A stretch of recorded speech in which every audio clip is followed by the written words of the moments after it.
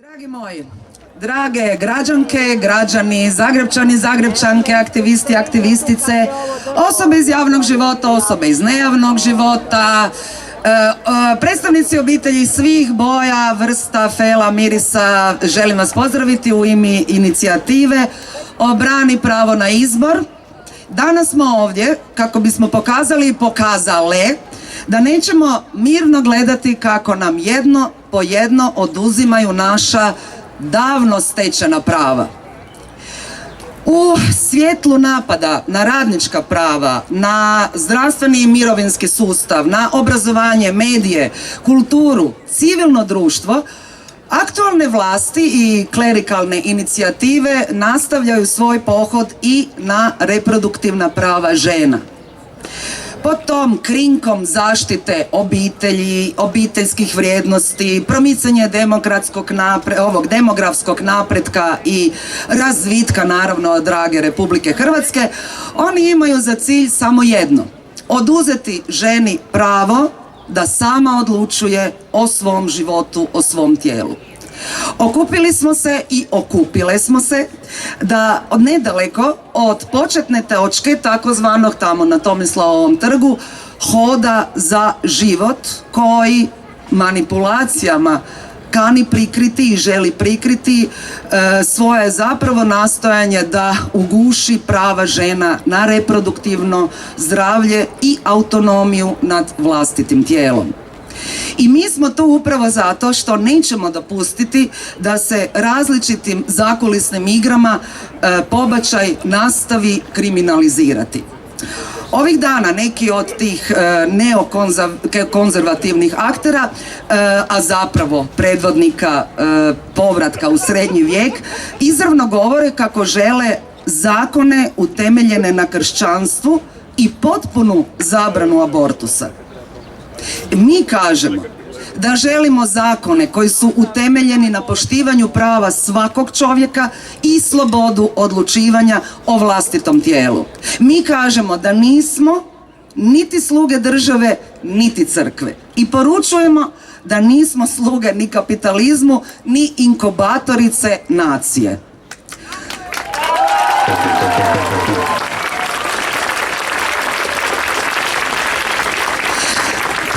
Dostojanstven život žena, obitelji i društva u cjelini moguć je samo ako poštujemo sva izborena ljudska prava. Od prava na siguran i legalan pobačaj, dostupnu kontracepciju, javne i dostupne zdravstvene servise, do prava na kvalitetno obrazovanje i adekvatno plaćeni rad.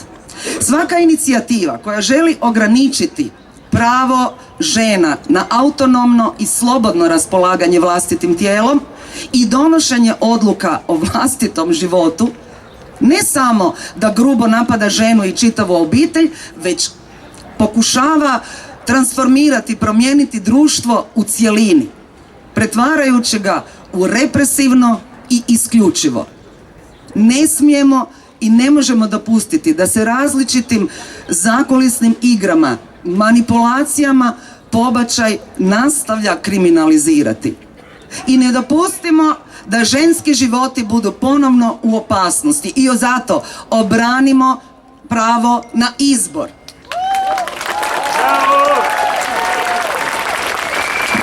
Ovaj skup, protestni skup, organizira inicijativa Obrani pravo na izbor, čiji je cilj obrana i zaštita ženskog zdravlja i ženskih reproduktivnih prava. Inicijativa Obrani pravo na izbor okuplja aktivistkinje iz različitih feminističkih organizacija i inicijativa, ali sve te organizacije, sve inicijative, sve feministkinje okupile su se i ujedinile u ovaj kolektiv kako bi jasno poručile: ne vraćamo se natrag na ilegalni pobačaj. Hod za život tvrdi da se zalažu za život, za obitelj i za Hrvatsku. A zapravo njihov jedini cilj je sustegnuti i ukinuti pravo žene da raspolaže svojim tijelom.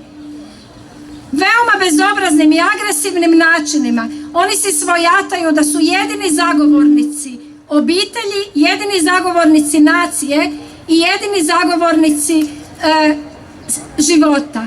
A mi smo ovdje danas da kažemo, mi branimo živote žena koje ne želimo da budu ugroženi ilegalnim pobačajima.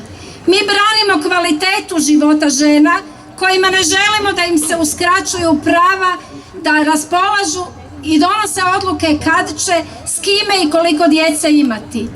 Mi ovdje branimo Hrvatsku kao slobodnu, kao slobodoumnu, kao onu koja štiti prava svih, a naročito manjina.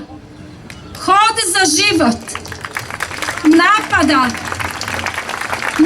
na Hrvatsku na najgori mogući način, pretvarajući je u totalitarnu i crnu, u svijetu omrznutu i kritiziranu državu. Pravo na pobačaj je ljudsko pravo. To je pravo zacrtano ne samo u hrvatskim zakonima koje mi ovdje danas branimo, nego je zacrtano u međunarodno pravnim dokumentima. I tražimo da Hrvatska država poštuje međunarodno pravne dokumente koje je potpisala. Činjenica da grad Zagreb je pokrovitelj jednog skupa koji atakira na ljudska prava.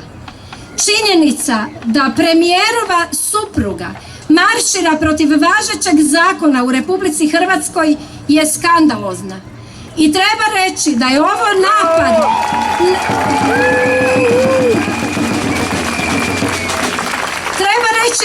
napad ne samo na žene, ne samo na manjine na koje se već prethodno napadi dogodili, nego je to napad na suštinu, na karakter Hrvatske kao demokratske države koja poštuje procedure i zakone.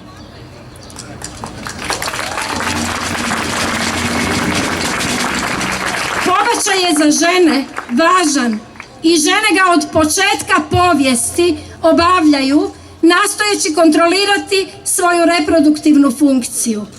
Poznato je da su nevjeste u Slavoniji u miraz dobivale pribor kojim mogu same obaviti pobačaj. Poznato je da su žene tijekom svojih života imale 12 do 14 trudnoća sa različitim ishodima, a ponekad i smrtnim ishodima za žene. Mi ne želimo povratak na to. Želimo da žene mogu raspolagati svojim tijelom slobodno i autonomno, bez suvišnog upletanja države. Želimo da žene same odlučuju i o tome koliko će i da li će imati djece. I sav onaj spin koji govori da žene bi jako željele rađati, ali ne mogu jer nemaju novaca. To je laž i manipulacija. Žene ne moraju rađati, žene nisu inkubator i reproduktivni.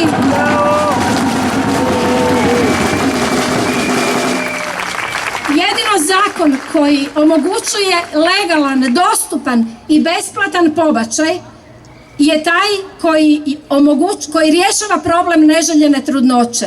Markić i Hod za život nemaju rješenje za to. Oni imaju rješenje samo koje se zove prisila, a znamo da ta prisila ne funkcionira. Poljakinje putuju u susjedne zemlje, Hrvatice već putuju u Bosnu i u Srbiju obavljati pobačaje zato jer je tamo jeftiniji. Izložene su šikanoznim postupcima, molitvenim špalirima ispred bolnica, prigovorom savjesti liječnika. Mi smo protiv prigovora savjesti liječnika. To je jednako kao da država odluči zaposliti generala koji kaže da neće pucati jer ne može držati oružjem. Kad država zaposlava liječnika u bolnici, mora ga pitati je li sposoban obavljati poslove koji mu stoje u opisu posla i u hrvatskim zakonima. Bravo!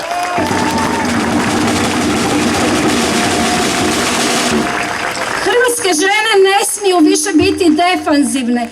Mi se ne moramo braniti optužbi da smo ubojice, da ne volimo djecu, da smo ekstremistice. Naše je pravo da nećemo djecu i država to pravo mora poštivati.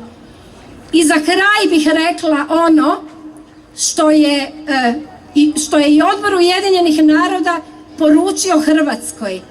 Poručio je da pobačaj u Hrvatskoj mora biti dostupan, da mora biti legalan i da mora biti besplatan.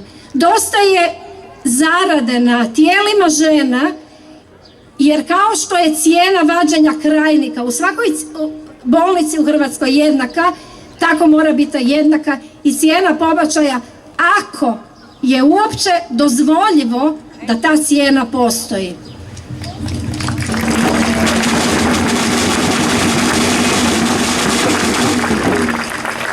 Oni isti koji tvrde da se zalažu za žene, za obitelj, za Hrvatsku, svim mogućim metodama nastoje dokinuti karakter Hrvatske kao socijalne države. I bogaćenjem manjine, a sustezanjem prava građana, oni nastoje zagospodariti ne samo ženskim tijelima, nego nastoje u distribuciji političke moći biti oni ti koji imaju najviše te moći. Mi smo ovdje da im kažemo ne damo. Feministkinja sam, mlada sam žena i reproduktivna su mi prava izuzetno važna. No u sadašnjoj situaciji u Hrvatskoj u 21. stoljeću osjećam kako su ta prava ugrožena. Kontracepcija nije svima dostupna, u školama se ne uči o seksualnom i reproduktivnom zdravlju. Uza sve probleme dostupnosti i skupoće ostvarivanja prava na pobačaj, on je u našoj zemlji legalan, ali to jako smeta neokonzervativnim snagama u našem društvu. Osim što zakonodavci i zakonodavke nisu prepoznale važnost kvalitetnog reguliranja prava na pobačaj, suočavamo se s nizom prepreka kako bi prakticirale odluke u skladu s postojećim zakonskim okvirom. Patrijarhat, tradicija, korupcija i nedostatak solidarnosti otežavaju žensko pravo na donošenje odluka o vlastitom tijelu. Pravo na tjelesnu autonomiju dio je šire slike ljudskih prava i nemoguće je za ženu ostvariti puni potencijal ako ono ne može biti prakticirano. U našoj zemlji se ne vrši puno pobačaja na godišnjoj razini prema informacijama Hrvatskog zavoda za javno zdravstvo. Na svakih 100 rodilja 8 žena odluči prekinuti trudnoću. To je 5 puta manji broj pobačaja nego 1991. godine. U 2015. godini je izvršeno 2992 pobačaja. Prekid trudnoće najčešće traže žene u dobi od 30 do 39 godina. Svjesni smo manjkavosti statistika. Nije tajna niti da se određenim podacima manipulira i da je prema službenim podacima pobačaja manje nego prijašnjih godina. Međutim, to što je zabilježen manji broj pobačaja ne znači da ih je uistinu manje, niti da će ih zabranom biti još manje. Naprotiv, žene se u slučajevima uskraćivanja ove zdravstvene usluge i zabranom pobačaja okreću metodama koje ugrožavaju njihove živote. Time se povećava broj ilegalnih pobačaja, tako da se ukupan broj pobačaja uopće ne smanjuje. To što konzervativne struje tvrde da Hrvatska odumire, ne treba nas pokolebati u našoj borbi, jer kao što sam rekla, nema slobode bez mogućnosti donošenja i prakticiranja odluka. Pobačaj nije i ne smije biti kontracepcijska metoda, ali to možemo riješiti uvođenjem sveobuhvatne edukacije o seksualnom i reproduktivnom zdravlju i pravima u školi. Žene traže pobačaj u situacijama kada je do trudnoće došlo u teškim ili bilo kojim drugim okolnostima zbog kojih ne žele iznijeti trudnoću. To je u redu i one moraju imati pravo na to. Nedopustivo je da tako krucijalne odluke o našim tijelima donose crkvene strukture, konzervativne grupe i korumpirani političari i političarke. Možda se zabrana pobačaja čini nemogućom, ali ne smijemo odmahnuti rukom, opustiti se i dopustiti im da laganim koracima dođu do svog cilja. Ne dopustimo da nam se dogodi Poljska u kojoj se sprema potpuna zabrana pobačaja, a koje se feministkinje i njihovi podržavatelji i podržavateljice žestoko opiru. Ne dopustimo da nam pod licemjernom sintagmom hoda za život otmu naše izboreno pravo na izbor. Pozdrav svima. Hvala vam što ste došli u ovakvom broju, jer je vrijeme za sjedenje kod kuće prošlo. Vrijeme je da se zauzmemo za naša prava, jer ona nisu zajamčena, kao što vidite, i za njih se uvijek vrijedi boriti. Postavlja se pitanje zašto smo se ovdje našli. Jesmo li se ovdje našli zbog toga što je pitanje prava na pobačaj pitanje morala ili pitanje oko kojega u znanosti još postoje prijepori Možda zbog toga što se želi zaštititi svetost ljudskog života. Tako barem govore ideolozi katoličke rekonkviste u Hrvatskoj. Ne vjerujte im, ne govore istinu. Što uopće nama imaju o moralu reći ljudi koji prijateljuju sa osobama koje se u Vatikanu skrivaju od optužbi za prikrivanje slučajeva seksualnog zlostavljanja djece?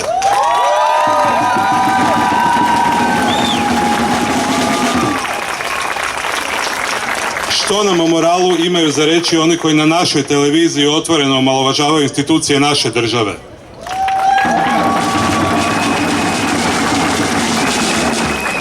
Što nam o moralu imaju za reći oni koji žive od našeg rada i naših novaca? Što nam o moralu imaju za reći oni koji su spremni lagati kako bi uskratili prava drugima? Svatko od vas ima pravo o moralu govoriti više nego oni.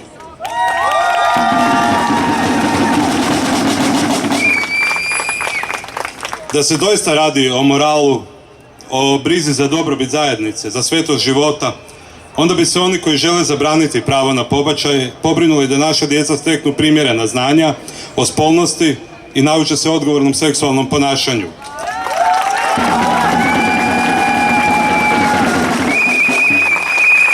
A mi znamo da ih to uopće ne zanima. Dapače, svim se silama bore kako bi spriječili uvođenje bilo kakvog zdravstvenog, bilo kakvog građanskog odgoja u naše škole. Ne, oni žele da živimo u mraku, u neznanju, u strahu, prepušteni samovolji moralnih apsolutista koji će prema svojim starovjekovnim kriterijima odlučivati tko je od nas moralan i pošten, a tko nije. Da se doista radi o brizi za dobrobit hrvatske nacije, borili bi se za to da naša djeca ne moraju ponovno iseljavati u potrazi za dostojanstvenim životom, kojeg u svojoj domovini ne mogu naći.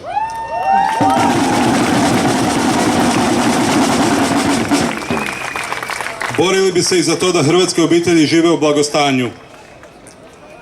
Oni to ne rade, a ne znaju da se zabranama do sreće i blagostanja ne može doći.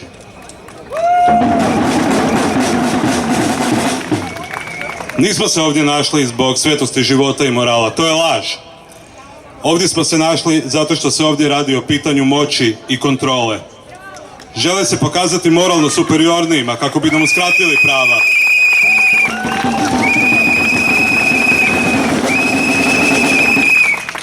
I žele imati nad nama moć i kontrolu. Žene u Hrvatskoj žele pretvoriti u strojeve za rađanje djece i sluškinje, kako bi prikrili svoj vlastiti strah od žena, a sebi osigurali poziciju moći s kojoj će nas moći tlačiti.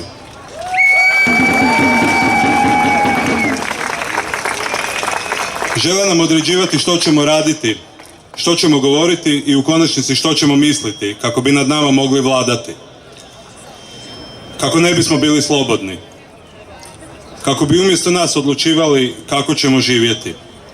Kako bi oni odlučivali što nam je dopušteno, a što nije. Žele da žene kao nekada pobačaj izvode same metalnim kateterima, steriliziranim rakijom ili vatrom, u strahu da će biti otkrivene i kažnjene.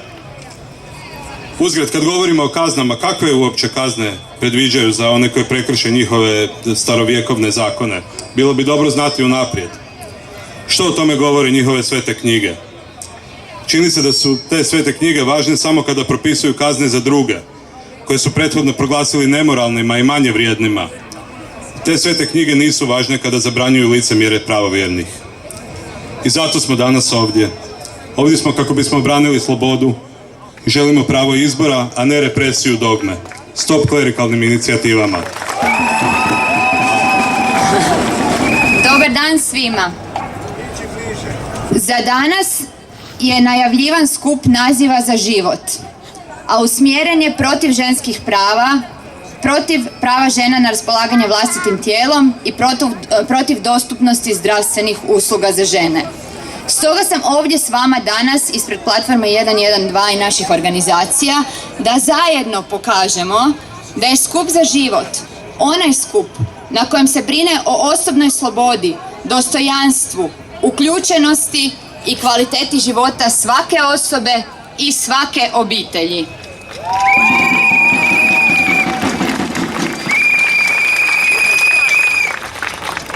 pravo na kvalitetan život, na posao, na zdravstvenu skrb, kvalitetno i dostupno obrazovanje trebaju imati sve osobe u ovoj državi, bez obzira na njihov spol, vjeru, nacionalnost, etničku pripadnost, seksualnu orijentaciju ili bilo koje druge karakteristike.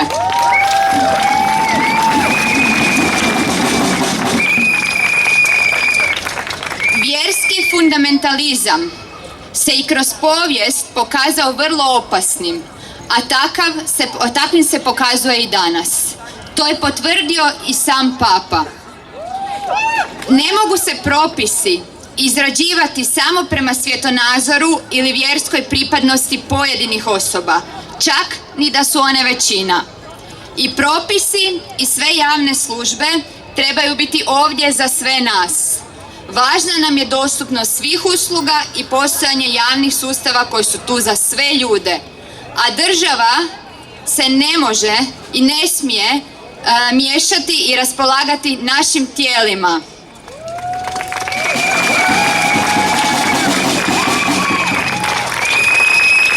Zvali su me ovdje da malo više kažemo o obrazovanju. I obrazovanje može i treba imati važnu ulogu u izgradnji uključivog društva, ali mu se ta uloga često osporava, te se sustavnim zanemarivanjem i neulaganjem ruši kvaliteta javnog obrazovnog sustava.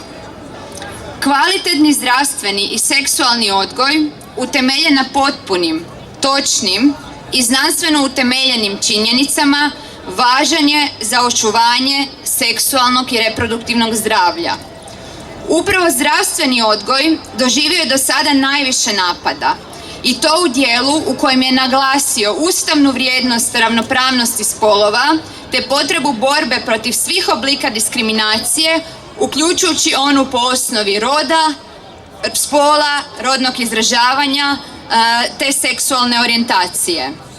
Također, seksualna edukacija izložena je kontinuiranim napadima. I tijekom aktualne rasprave o cjelovitoj kurikulnoj reformi nastavljaju se pritisci protiv rodne ravnopravnosti kao i protiv seksualne edukacije. Dakle, istovremeno se želi ograničiti znanja o seksualnosti, reproduktivnom zdravlju i ljudskim pravima, te s druge strane oduzeti ženama pravo na izbor. Danas smo ovdje da kažemo da to nećemo dopustiti.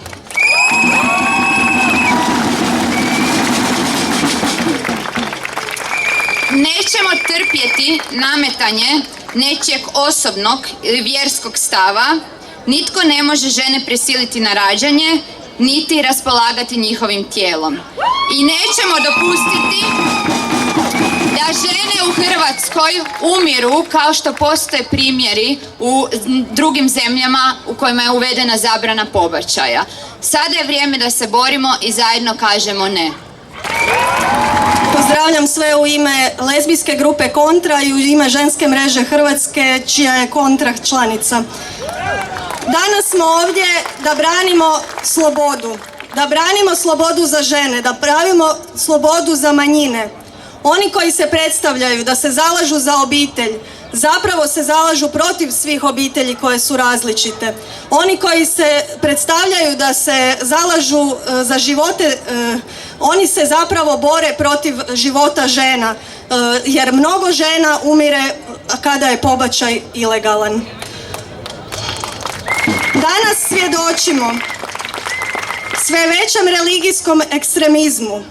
Danas svjedočimo sve većem utjecaju crkve na zakone i na prava ljudi koji žive u ovoj državi. Država uzmiče pred religijskim ekstremizmom. Prvi puta to se dogodilo najjasnije za vrijeme referenduma o braku. Taj referendum bio je usmjeren protiv prava jedne manjine. Državne institucije uzmaknule su pred crkvom i dopustile su da se taj referendum održi. Sada, nakon toga, imamo potpredsjednika vlade, imamo ministra koji su bili aktivisti u referendumu protiv ljudskih prava.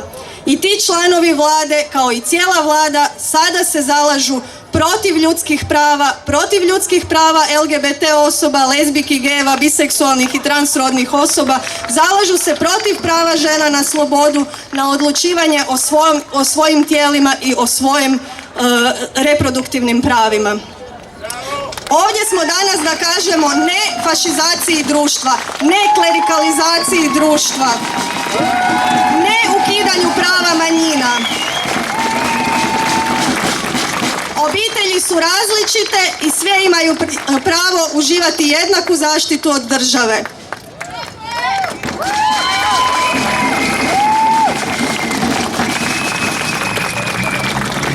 Sada moram na policiju zato što su neki od sudionica skupa uhapšeni samo zato što su izašli na ulicu gdje su ih napali aktivisti inicijative Hoda za život i moram vidjeti što se s tim događa.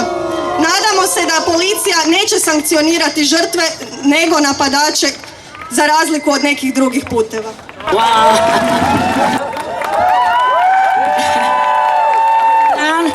Ja sam uvijek s vama, vjerujte mi, samo koji puta nisam prisutna, ali inače sam u mislima uvijek s vama.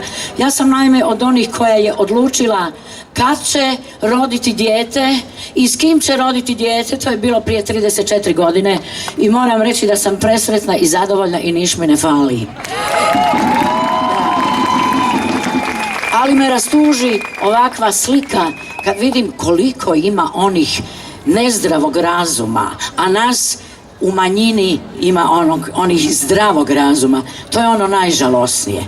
Ali dobro, idemo dalje. Možda će nam se još neko pridružiti tokom sljedećeg vremena kad ćemo se i dalje boriti za ovo što danas govorimo, za prava žena, za prava odlučivanja. Dobar dan svima i hvala vam što ste došli u ovako velikom broju.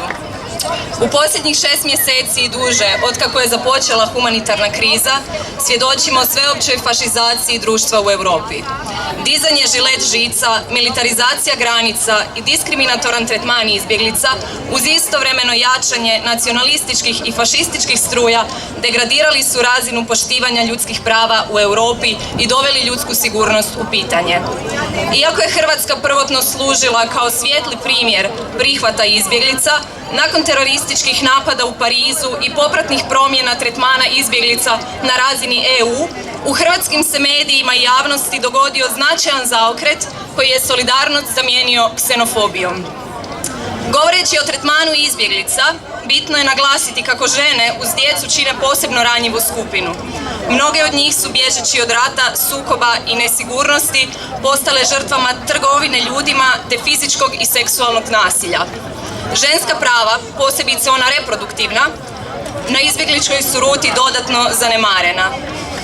U Hrvatskoj smo susretali trudnice koje su danima pješačile po ruti, žene koje su rodile negdje putem u poljima i odmah nastavljale svoj put, ali isto tako i žene koje su u matičnim zemljama ili na Mediteranu izgubile djecu ili druge članove obitelji i same se nosile s teškim psihičkim stanjem bez odgovarajuće stručne podrške. U Hrvatskoj su posljednjih mjeseci u detenciji kampa u Slavonskom Brodu u neprimjerenim uvjetima boravile čak i žene u visokom stupnju trudnoće ili one koje su tek nedavno rodile. Mnoge od njih se i dalje, same ili s djecom i ostatkom obitelji, odlučuju na nelegalan i nesiguran nastavak puta jer u Hrvatskoj ne vide perspektivu za daljnji život. Hrvatsko se društvo, posebice posljednjih nekoliko mjeseci, snažno zaokrenulo u desno, pri čemu pokušaj fašizacije i klerikalizacije društva dominiraju našom svakodnevicom. Ljudska prava općenito, a onda i ženska reproduktivna prava, našla su se na snažnom udaru struja koje nas žele vratiti u prošlost. Licemjerje konzervativaca je pritom golemo. Uskraćuju dobrodošlicu izbjeglicama u društvo, ne samo muškarcima, već i trudnicama i obiteljima s malom djecom, a istovremeno plaču nad hrvatskim natalitetom i teže zabrani pobačaja i potpunoj kontroli ženskih reproduktivnih prava. Na nama je da u ovoj borbi ostanemo snažni i solidarni, jer bez solidarnosti ljudska prava, pa tako ni ženska reproduktivna prava u ovoj državi ne mogu opstati. Hvala vam. Pozdravljam u ime Zagreb Pride-a.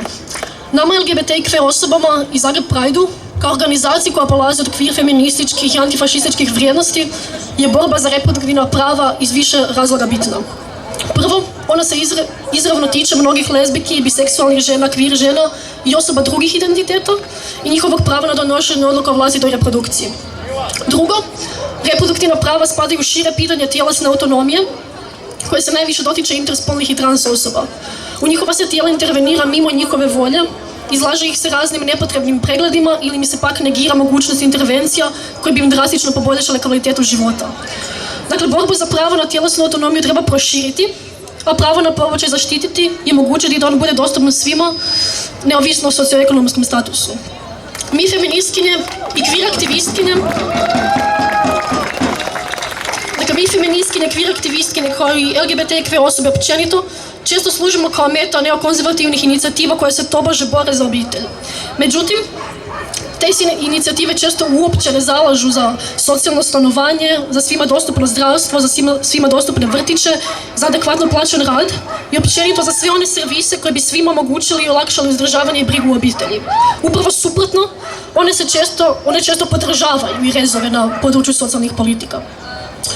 Ugrožavanjem tih materijalnih preduvjeta koje značajno potpomažu uzdržavanje obitelji, nastaje potreba da se ponajviše žena ideološki izmanipuliraju da prihvate još više tereta reproduktivnog rada.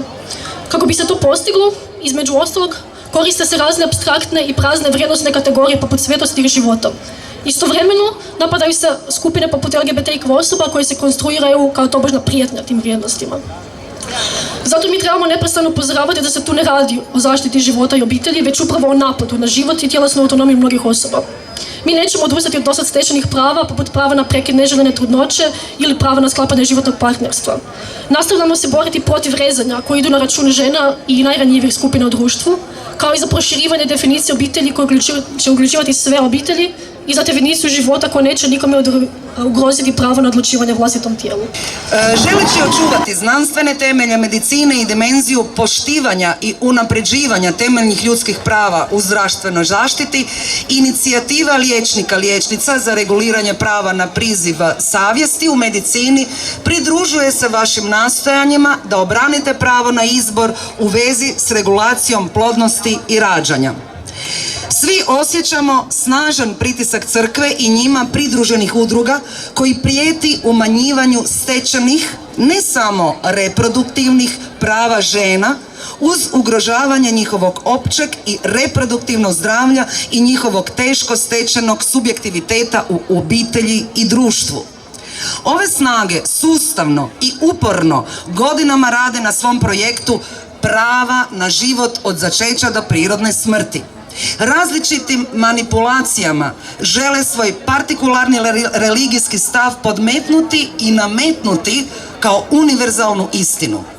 Protivno cjelokupnom međunarodnom humanitarnom pravu, hrvatskom ustavu i zakonima, koji temeljna ljudska prava priznaje čovjeka od trenutka rođenja, one nastoje uspostaviti pravnu osobnost zigote, embrija i fetusa. Time bi jednim potezom zbrisali temeljna ljudska prava žena i vratili je u stoljećima vladajući diskriminirajući položaj temeljem spola. Slobodno i odgovorno odlučivanje o broju i razmaku između rađanja djece, pristup informacijama, edukaciji i sredstvima koje im omogućuju korištenje toga prava, riječi su članka 16.1e Konvencije o uklanjanju svih oblika diskriminacije žena Ujedinjenih naroda, koju je Hrvatska potpisala i ratificirala i koja je time postala dio hrvatskog pravnog sustava. Pravo na slobodno odlučivanje o rađanju djece temeljno je ljudsko pravo iz kojega proizlaze sva druga prava žena u sferi reprodukcije, pa tako i pravo na prekid trudnoće u sigurnim uvjetima, pravo na dostupnu i sigurnu kontracepciju, spolni užitak mimo rađanja i pravo na autonomne odluke u vezi s trudnoćom i porodom. Pravo na izbor pravo je koje isključuje bilo kakvu prisilu. Niti prisilna trudnoća, niti prisilni pobačaj, umanjivanje ili potpuna eliminacija prava žene na autonomne odluke i tjelesni integritet moglo bi dovesti, u zemljama s restriktivnim zakonodavstvima već dovodi, do nezamislivih, zastrašujućih posljedica. Ne dopustimo da cijenu teokracije ponovno plate žene. Borba za pravo na izbor, borba je za temeljna ljudska prava i slobodu svake žene, svakog čovjeka. Za sada smo u našem okruženju suočeni s preprekama ostvarivanju prava na pobačaj u sigurnim uvjetima zbog takozvanog priziva savjesti liječnika i drugog medicinskog osoblja, no taj se u biti religijski temeljni priziv sve češće proteže i na propisivanje pouzdane kontracepcije bez koje se nikako ne može utjecati na smanjivanje broja pobačaja. Takvo skandalozno urušavanje znanstvenih temelja medicine i temeljnih ljudskih prava žena urušavanje je i sekularnog društvenog poretka. I stoga pozdravljamo vaš skup pružajući mu iskrenu i bezrezervnu podršku. Inicijativa liječnika, liječnica za reguliranje prava na priziv savjesti u medicini.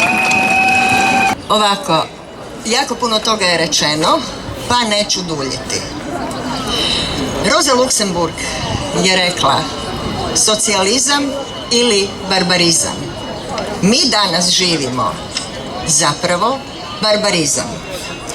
Kriminalna privatizacija, posljedično postsocijalistička akumulacija kapitala.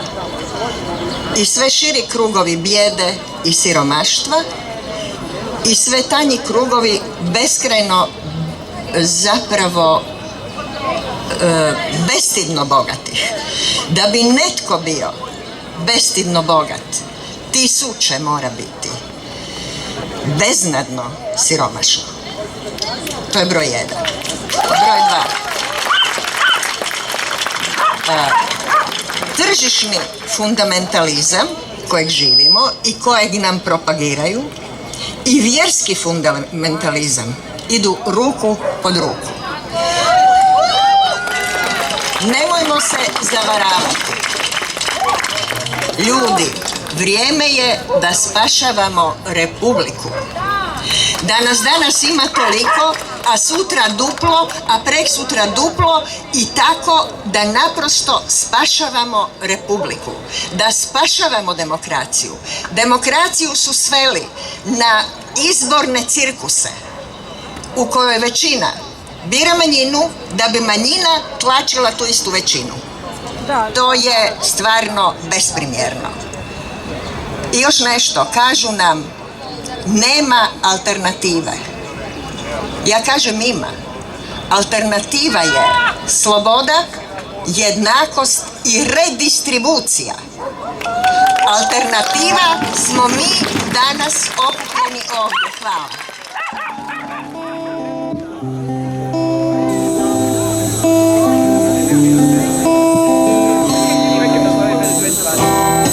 Jedno smo htjeli, drugo smo dobili. Uloge trebalo je igrati. Tvoj osjećaj za stvarnost nikoga ne zanima.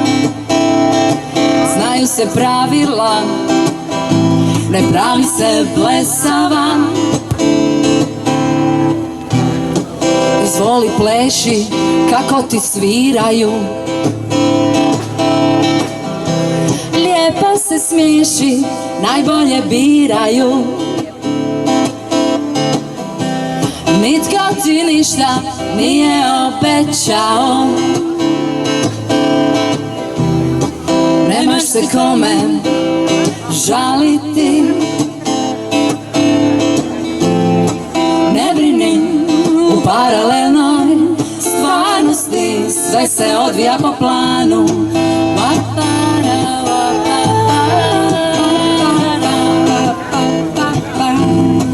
Ne brini, u paralelnoj stvarnosti sve se odvija po planu, ali moramo živjeti i ovu mračnu stranu.